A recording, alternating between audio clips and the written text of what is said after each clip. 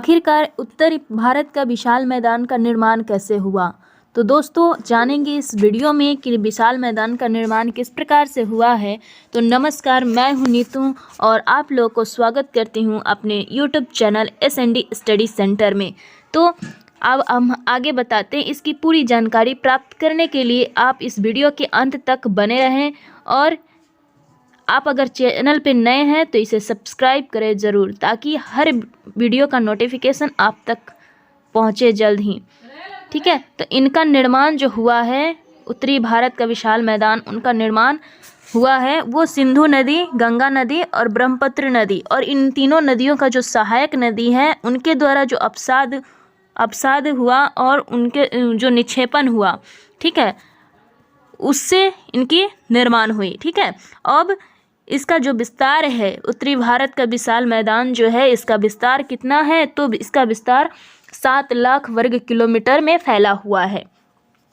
लंबाई की अगर बात करें तो 2400 किलोमीटर में इसकी लंबाई है, और चौड़ाई की बात करें तो 240 से 320 किलोमीटर की भागों में इसकी चौड़ाई पाई जाती है। ठीक है, और यह मैदान जो है जलोढ़ मृदा से बना हुआ है, मतलब कि जो सिंधु, गंगा और ब्रह्मपुत्र और इनकी सहायक नदियों के जो द्वारा जो अपसाद लाए गए थे और जो निक्षेपण हुआ, उनमें जलोढ़ मिट्टी की अधिकता बनी, जलोढ़ मिट्टी पाई गई। और इनकी जो जलोढ़ मिट्टी पाई गई तो वहाँ पे जलोढ़ मिट्टी होने के कारण अत्यधिक उपजाऊ भूमि हुई, और कृषि के दृष्टिकोण से वहाँ पे उत्पादक क्षेत्र बढ़ा। उत्पादक क्षेत्र जब बढ़ने लगी तो जनसंख्या अधिक हो गई, जनसंख्या वहाँ पे अधिक हो गई, इसलिए मैदानी क्षेत्र में जनसंख्या सघन होती है। ठीक है, अब आगे बढ़ते हैं कि इसकी सहायक नदी कौन कौन सी है। तो दोस्तों यहाँ देख पा रहे हैं आप सिंधु नदी के सहायक नदी। तो सिंधु नदी जो है पाकिस्तान में और हिंदुस्तान में, दोनों नदी माने कि दोनों देशों में पाए जाते हैं। तो सिंधु नदी का जो सहायक नदी है वो झेलम नदी, चेनाब नदी, ब्यास नदी और रावी नदी और सतलुज नदी पाए जाते हैं। जैसे कि यहाँ पे आप देख पा रहे हैं कि ये जो मोटी लाइन है, ठीक है, ये जो मोटी लाइन आपकी जा रही है यही इंडस नदी है, यानी कि यही सिंधु नदी है। और सिंधु नदी से ये जो पतली पतली लाइनें जो निकली है ना, यही इसकी सहायक नदी है, मतलब सहायता करने वाली नदी। ठीक है, ये जो पतली लाइनें निकली है ये सहायक नदी है। तो इंडस नदी से ही ये सभी नदियाँ निकली है। झेलम, चेनाब, रवि, सतलुज और ब्यास, इन सभी नदियाँ सिंधु नदी से ही निकली है, इसलिए इसको सहायक नदी बोला जाता है। और यही कारण है कि इन नदियों से जो अपसाद आए और निक्षेप हुआ, मतलब वहाँ पे जमा हो गया, वो उत्तरी मैदान का निर्माण किया। ठीक है, इसी प्रकार हम अगर गंगा की बात करें तो गंगा में भी उसी प्रकार से इसकी सहायक नदी है। सोन नदी है, कोसी, यमुना, रामगंगा, गंडक, सरयू और महानदी, इन सब गंगा की सहायक नदियां हैं जो उत्तरी मैदान का निर्माण करने में बहुत ही महत्वपूर्ण योगदान दिया है। तो यहाँ पे आप देख पा रहे हैं कि गंगा नदी है,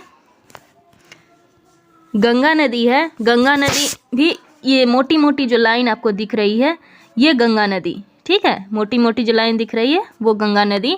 और यहाँ पे देखिए इसकी बहुत सारी शाखाएं हैं, बहुत सारी पतली पतली लाइनें निकली हुई है जो गंगा नदी की सहायक नदी हैं, दाएं तट और बाएं तट दोनों ओर। ठीक है, तो ये यमुना नदी, यहाँ पे देखिए यमुना नदी है, और बेतवा है ना, अलकनंदा, गोमती, घाघरा, गंडक है ना, और दामोदर, सोन, ये सब नदी जो है गंगा नदी के सहायक नदी है। ठीक है, अब आगे इसी प्रकार से हम ब्रह्मपुत्र नदी की बात करें तो ब्रह्मपुत्र नदी भी उसी प्रकार से सहायक नदी है। उसी प्रकार से अपना योगदान ब्रह्मपुत्र नदी ने भी विशाल मैदान का निर्माण करने में भी दिया है। जो देखिए यहाँ पे आप देख पा रहे हैं, दिबांग है, लोहित है, धनसिरी, कामेंग, मानस, तिस्ता और सुबनसिरी। यहाँ देखिए आप देख पा रहे हैं ये ब्रह्मपुत्र नदी है, ये जो लाइनें जा रही है ये ब्रह्मपुत्र नदी है।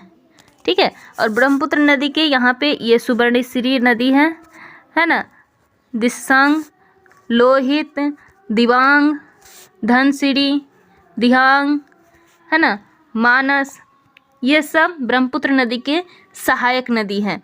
तो इस प्रकार से इन सभी नदियों ने मिलकर अवसाद को लाए और विशाल मैदान का निर्माण किए। ठीक है, इस प्रकार से हमारे जो भारत की भू स्थलाकृति है वो उत्तर में पर्वतों और पहाड़ों के बाद, हिमालय के बाद एक विशाल मैदान का निर्माण हुआ। हिमालय से इन नदियों का उद्गम हुआ, हिमालय से इन नदियों का उत्पत्ति हुई और उन्हीं के निक्षेप, उन्हीं के जल द्वारा जो अवसाद लाए गए और उनसे विशाल मैदान का निर्माण हुआ। अब हम देखते हैं कि जलोढ़ मृदा क्या होता है। तो जलोढ़ मृदा देखिए, जैसा कि आप यहाँ पे देख पा रहे हैं, ये जो पिक्चर हमने लगाए हैं, है ना, यहाँ पे कुछ पानी है और कुछ मिट्टी है। ठीक है, यहाँ पे आपको कुछ पानी देखने को मिलेगा, कुछ मिट्टी। तो ये जो मिट्टी है उस मृदा को कहा जाता है जो बहते हुए जल द्वारा बहा कर लाया गया हो। माने कि जल बह रही है और उसके द्वारा उसके साथ साथ मिट्टी भी बह रही है और वही मिट्टी एक जगह जमा हो जाती है, उसी को हम जलोढ़ मिट्टी बोलते हैं। माने कि जल द्वारा बहाया गया मिट्टी। ठीक है, तो ये जो मिट्टी होती है भुरभुरा भी होती है और ढीला भी होती है। इस मिट्टी में रेत, गाद, मिट्टी जैसे कण मिले हुए होते हैं और ये जो मिट्टी है इसमें फास्फोरिक एसिड और पोटास और चूना, इन तीनों की बहुत अधिक मात्रा पाई जाती है और ये 2 प्रकार की होती हैं। जलोढ़ मिट्टी जो होती है वो 2 प्रकार की होती है। एक होती है बांगर, एक को बोला जाता है बांगर और दूसरा को बोला जाता है खादर। ठीक है, तो बांगर किसको बोला जाता है? बांगर आप देख पा रहे हैं यहाँ पे, बांगर बोला जाता है जो पुराने मिट्टी हो गए, है ना, जो पुराने मिट्टी हो गए, जैसे कि बाढ़ आई, है ना, पानी आए, पानी के साथ साथ जो मिट्टी आई और कुछ इधर लग गए। ठीक है, जो पुराने हो गए साइड में लग गए और जो नए हैं वो पानी के किनारे किनारे रहेंगे और पानी से दूर रहेंगे जो पुराने हैं। तो पानी से जो दूर हैं उनको बांगर बोलेंगे, है ना, जो पुराने मिट्टी हैं, और पानी के किनारे किनारे जो हैं उनको खादर बोलेंगे क्योंकि नई मिट्टी है। ठीक है, भारत में 40% भूमि पर जलोढ़ मिट्टी पाई जाती है ना, भारत में 40% भूमि पर जो है जलोढ़ मिट्टी पाई जाती है। ठीक है, अब आगे बढ़ते हैं। आगे है कि ये चीज़ आपको दिख रही है, ये फ़ोटो में आपको एक चीज़ दिख रही है, ये पानी है और पानी में एक जगह बहुत सारा पानी है और एक जगह इसकी मुहान निकल गई हैं।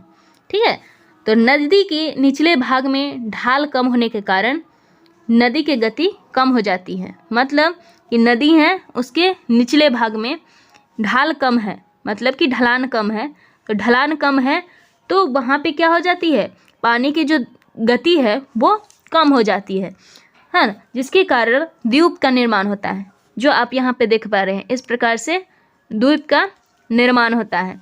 ठीक है, और यह नदी जो है निचले भाग में गाद को एकत्रित करने के कारण बहुत सी धाराओं को विभाजित हो जाती है। मतलब कि ये जो द्वीप का निर्माण करती है गाद एकत्रित करती है ना, एक जगह जमा करती है और जिसके कारण ये क्या हो जाता है, विभिन्न धाराओं में बट जाती हैं। ठीक है, विभिन्न धाराओं में बट जाती है और इन्हीं धारा को, जैसे ये आप देख रहे हैं, इन्हीं धारा को हम बोलेंगे वितरिकाएँ बोलते हैं। इन्हीं धाराओं को वितरिकाएँ बोलते हैं। यानी कॉमन सी बात कहें तो एक नदी के मुहाने, निचले मुहाने पे जब ढाल कम होती है तो उसके कारण उसकी गति जो होती है वो कम हो जाती है और इन्हीं कम गति होने के कारण विभिन्न द्वीपों का निर्माण होता है और विभिन्न धाराओं में बट जाती है और इन्हीं जो विभिन्न धाराओं में बट जाती हैं उन्हीं को हम वितरिकाएँ बोलते हैं। ठीक है, आई होप ये सब अच्छे से समझ में आ रहा होगा। चलिए आगे बढ़ते हैं। आगे है उच्चावच, यानी कि मैदान जो है भारत का उत्तरी विशाल मैदान, उसको भी विभिन्न प्रकार में विभिन्न भागों में बांटा गया है। तो यहाँ पे आप देख रहे हैं कि उच्चावच, है ना, उच्चावच और भौगोलिक लक्षण के आधार पर उत्तरी मैदान को 5 प्रदेश में बांटा गया है। कितने? 5 प्रदेश में बांटा गया है। पहला है भाबर, है ना, जो आपको यहाँ देखने को मिल रहा है, भाबर, तराई, है ना, बांगर, खादर और एक साइड है डेल्टा। ठीक है, अब यहाँ बात करते हैं कि भाबर किसको बोलते हैं। भाबर किसको बोलते हैं? देखिए, यहाँ जो हिमालय पर्वत से जो भी पानी जलधारा आती है, जल के साथ साथ मोटे मोटे कंकर पत्थर भी आते हैं। ठीक है, पहाड़ से जो भी पानी निकलती है या जो भी नदियाँ निकलती हैं, वो नदियाँ क्या करती है, अपने साथ जल के साथ मोटे मोटे कंकर पत्थर भी अपने साथ लाते हैं। तो जो बड़े मोटे मोटे कंकर पत्थर होते हैं उनमें नदी का प्रवाह नहीं दिखता, वो अदृश्य होते हैं और उनके नीचे से होकर पानी आ जाती है। ठीक है, और वहीं नीचे से होकर जब पानी आती है तो एक जगह फिर उसके नीचे, है ना, एक दलदली क्षेत्र बन जाती है। उससे छोटा सा इसमें दलदली क्षेत्र में तराई में क्या होता है, तराई में छोटे छोटे, मतलब कि जो ये भागर होता है, भावर, उससे थोड़ा सा मिहिन कण में तराई क्षेत्र होता है, इसमें दलदली क्षेत्र पाया जाता है। ठीक है, बांगर वो होता है, ये देखिए, जैसे कि हमने बांगर पिछले भी बताए थे कि ये जलोढ़ मिट्टी वाला क्षेत्र है, ये पुराना हो गया। ठीक है, तो ये जो बांगर हुआ, है ना, ये वो जगह है जहाँ बाढ़ नहीं आती, बहुत कम हद तक ही यहाँ बाढ़ पहुँच पाती है, बाढ़ आती है, तो ये बाढ़ के मैदान से ऊपर है। ठीक है, खादर वो हुआ, खादर भी जलोढ़ मिट्टी वाला ही पार्ट है, लेकिन ये जलोढ़ मिट्टी है। ठीक है, अब है डेल्टा। डेल्टा में अगर हम बात करें तो डेल्टा उसे बोलते हैं जो नदी के मुहान से बनता है, मतलब कि नदी है और नदी के मुहान पर बनता है, उसको हम डेल्टा बोलते हैं। ठीक है, खादर मिट्टी के बारे में बात करें तो खादर मिट्टी जो है वो कृषि कार्य के लिए बहुत ही उपजाऊ होता है और इसकी जो भूमिगत जल स्तर होता है वो ऊंचा होता है, इसलिए कृषि के लिए बेहद ही उपजाऊ होता है। ठीक है, अब आगे देखते हैं कि वो था उच्चावच व भौतिक लक्षण के आधार पर। अब है उत्तरी मैदान को प्रादेशिक आधार पर 4 उपवर्गों में विभाजित किया जाता है ना। पहला है पंजाब का मैदान, है ना, और दूसरा राजस्थान का मैदान, तीसरा गंगा का मैदान और चौथा ब्रह्मपुत्र का मैदान। ठीक है, आप यहाँ पे देख पा रहे हैं, ये है राजस्थान का मैदान। ठीक है, ये इस क्षेत्र को राजस्थान का मैदान, और ये पंजाब हरियाणा का मैदान, और यहाँ से लेके, है ना, यहाँ से लेके यहाँ तक, आप यहाँ तक ये पूरा का पूरा है गंगा का मैदान, और ये जो क्षेत्र है ये है ब्रह्मपुत्र का मैदान। ठीक है, यहाँ से लेके, मतलब कि राजस्थान से लेके यहाँ तक क्या है, उत्तरी मैदान का मतलब प्रादेशिक उत्तरी मैदान है। ठीक है, ये राजस्थान का मैदान, पंजाब हरियाणा का मैदान, ऊपरी गंगा का मैदान और ब्रह्मपुत्र का मैदान। इसमें गंगा का मैदान को भी वर्गीकृत कर दिया गया है। इसमें है ऊपरी मैदान, ऊपरी गंगा का मैदान, मध्य गंगा का मैदान और निम्न गंगा का मैदान। ठीक है, इस प्रकार से। अब इसमें एक चीज़ और है कि पंजाब का मैदान जो है वो किस प्रकार से है। तो पंजाब का मैदान तो सिंधु तथा इसकी सहायक नदी से निर्मित है। ये मैदान, ये जो पंजाब का मैदान है वो उसका निर्माण कैसे हुआ। तो पंजाब का मैदान का निर्माण सिंधु नदी जो आई, जो पाकिस्तान में और इंडिया दोनों देश में इसका विस्तार है ना। सिंधु नदी का विस्तार पाकिस्तान और भारत दोनों देश में है, और सबसे अधिक जो विस्तार है इसका पाकिस्तान में है। ठीक है, इन दोनों नदी और सिंधु नदी और इसकी सहायक नदी जो झेलम, चिनाब, रावी, ब्यास ये सब है, इनके द्वारा जो अवसाद लाए गए उनसे पंजाब का मैदान का निर्माण हुआ। ठीक है, आगे बढ़ते हैं।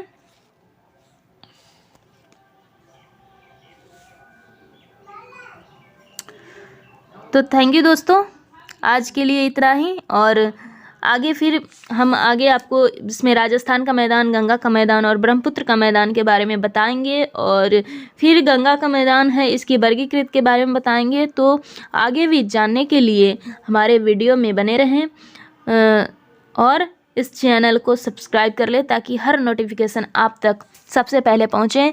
और अगर वीडियो अच्छा लगे तो प्लीज़ एक लाइक और शेयर कमेंट ज़रूर करें। Thank you.